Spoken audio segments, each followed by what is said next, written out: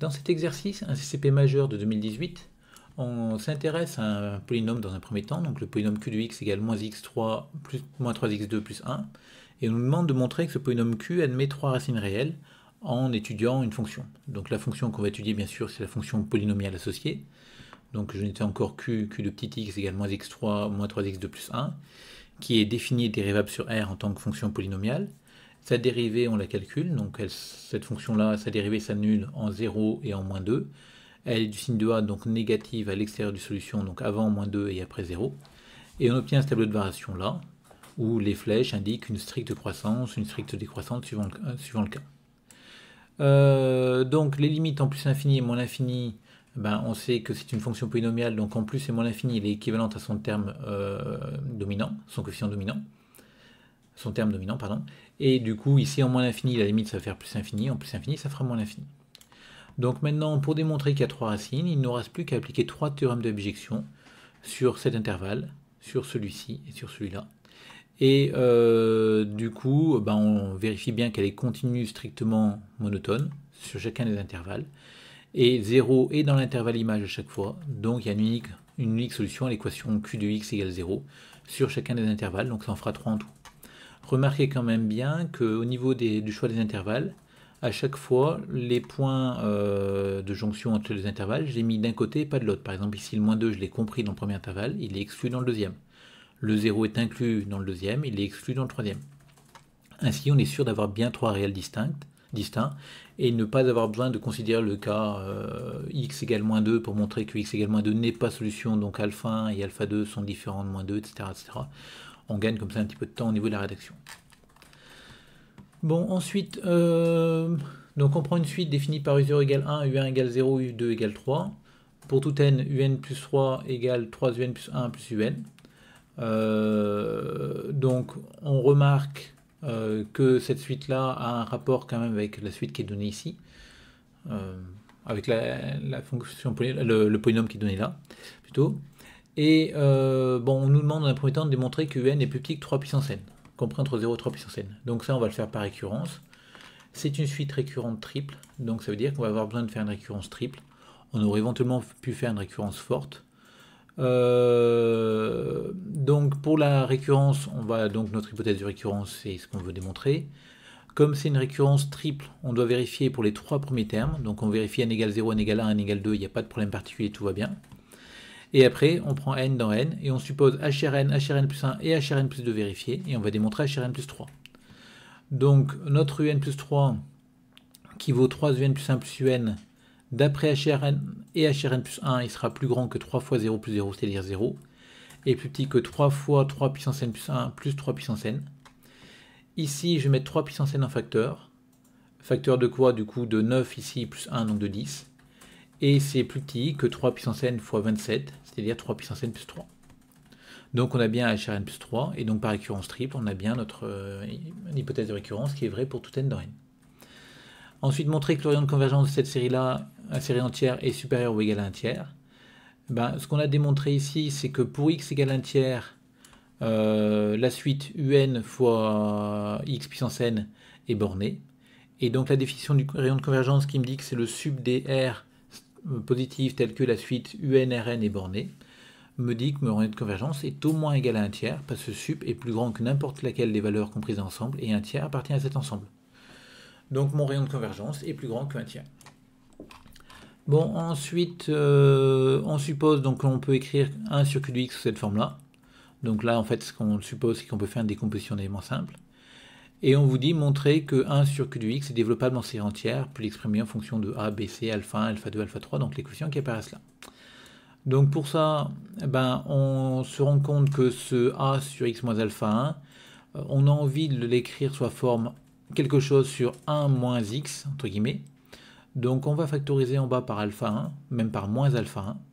Et donc on va mettre moins a sur alpha 1 en facteur, et au dénominateur, il va me rester 1 moins x sur alpha 1. Pareil pour la deuxième en factorisant par moins alpha 2. Pareil pour la troisième fraction en factorisant par moins alpha 3. Et donc on se retrouve avec ces fonctions-là, ici, qu'on aimerait développer en série entière. Si on arrive à démontrer que ces trois fonctions sont développables en série entière, on aura gagné. Or, ben, on sait que ces trois fonctions sont développables en série entière, bah, c'est toutes des dérivées de la fonction 1 sur 1 moins u, qui est dérivable en série entière sur moins 1 ouvert, donc cette forme-là. Et donc si x sur alpha 1, x sur alpha 2 et x sur alpha 3 sont plus petits que 1 en module, alors on aura gagné, parce qu'on pourra développer chacune de ces fonctions-là en série entière. Donc pour assurer ça, on va poser alpha égale le minimum des 3.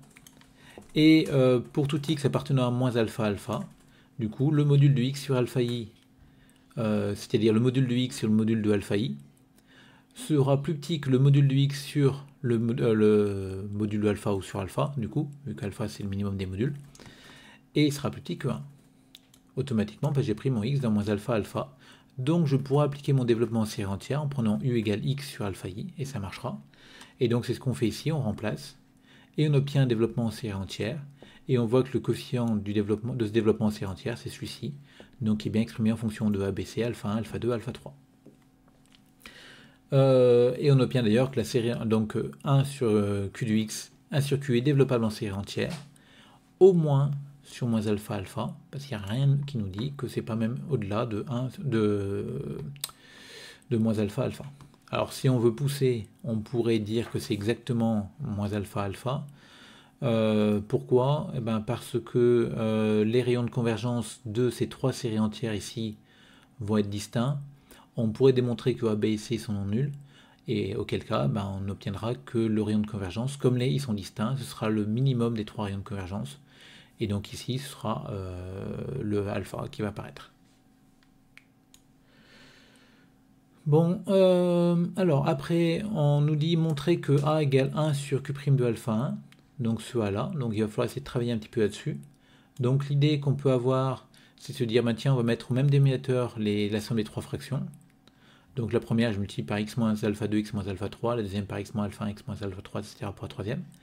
Et en fait, mon q de x, c'est égal à ça. Alors pourquoi? Parce que q, c'est un polynôme qui est unitaire, qui a pour racine alpha 1, alpha 2, alpha 3, de degré 3. Donc il s'écrit x moins alpha 1, x moins alpha 2, x moins alpha 3. Donc on va pouvoir, comme on a le même dénominateur, les deux fractions, on va obtenir l'égalité sur les numérateurs. Ah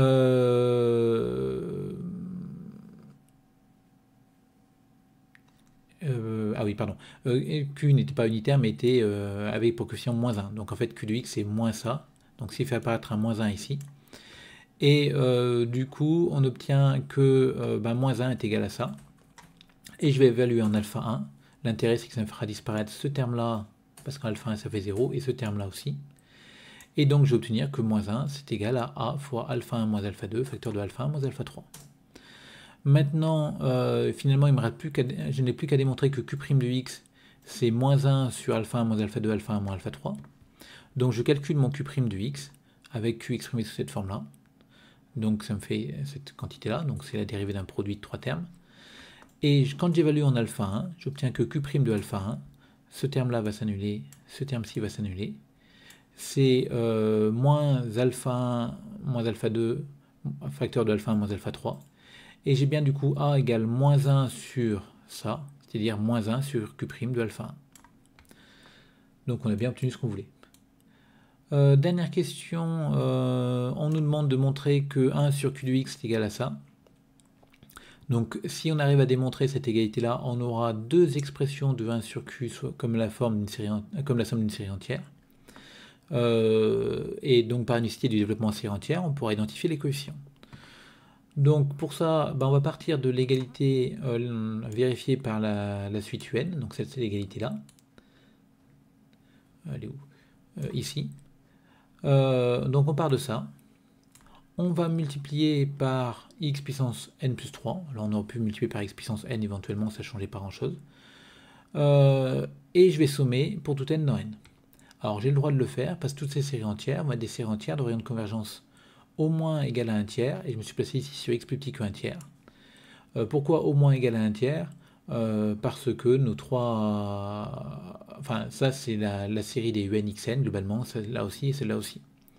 Donc je somme.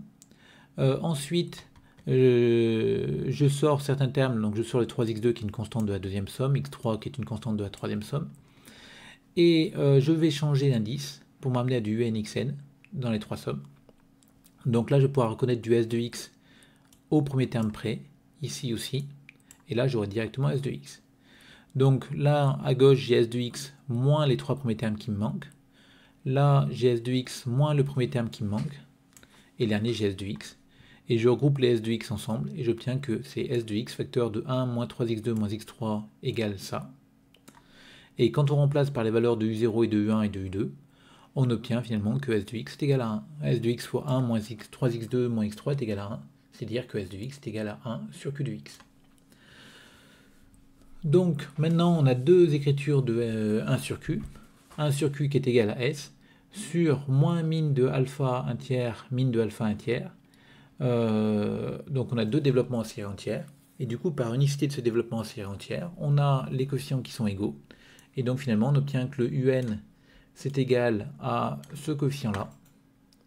Et en sachant qu'on a démontré que a était égal à 1 sur q' de alpha 1. Donc on remplace les a, b, c par 1 sur q' de alpha 1, 1 sur q' de alpha 2, 1 sur q' de alpha 3, et on obtient bien l'égalité souhaitée.